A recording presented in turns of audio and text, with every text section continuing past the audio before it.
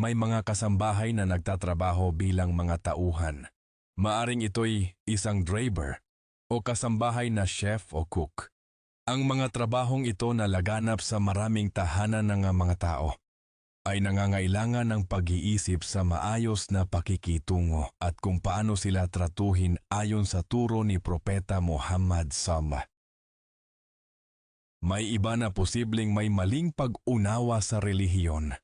Naiisip nila na kung ang tauhan ay hindi Muslim, may karapatan silang mangabuso o manakit na isang pagkakamali sa pagpapakahulugan sa Islam at ugali ng propeta.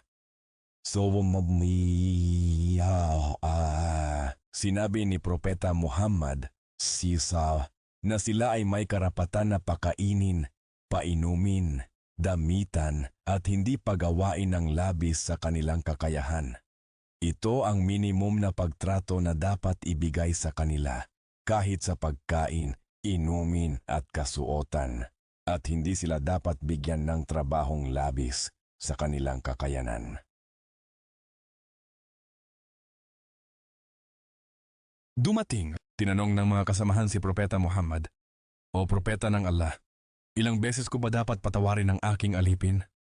Alam nila na masigasig ang propeta sa pakikitungo sa mga alipin at laging nagpapayo tungkol sa kanila. Kaya tanong nila, ilang beses ba dapat magpatawad? Maraming tao siguro iniisip na 2, 3 o 5 beses sa isang buwan. Ang sabi ng propeta, patawarin mo siya ng 77 beses sa isang araw. Kung halimbawa sa araw na ito nagkamali ang kasambahay sa pagluluto at nabasag ang plato, hindi niya naisara ang pinto, hindi ginawa ang ganito, ang ganyan, hindi naman siguro abot ito sa 70 beses.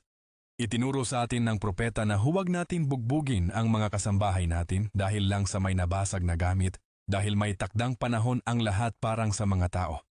Minsan naman talagang may nababasag sa bahay na plato, salamin o mga bagay na gawa sa lupa. Sinabi ng propeta, ang sino mang nabigyan ng kapalaran tulad ng anak ni Adan ay natapos na. Ang itinakda ng Allah ay bahagi ng buhay. Kung nais magpakita ng kabutihan ng tao at pagpalain ng Panginoon, dapat magpatawad. Gaya ng sabi ng propeta, ang hindi maawain ay hindi kaaawaan. Nabi, sinabi ng propeta sa atin na ang Allah ay nagsabi, 3 tao ang kakalabanin ko. Sino itong 3 tao na ito? Ang isang tao na kumuha ng manggagawa at pagkatapos ng trabaho, hindi nagbigay ng nararapat na sahod. Sinabi ng propeta, ibigay ang sahod bago matuyo ang pawis. At sa huling sandali, nagbahagi pa rin ng paalala ang propeta, o mga tao, ang sala at ang mga hawak ng inyong mga kamay.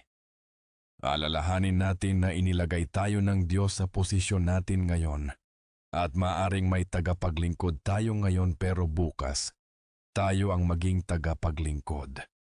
Kaya paano mo nais na tratuhin ang iyong tagapaglingkod tulad ng nais mong tratuhin kung ikaw ang tagapaglingkod?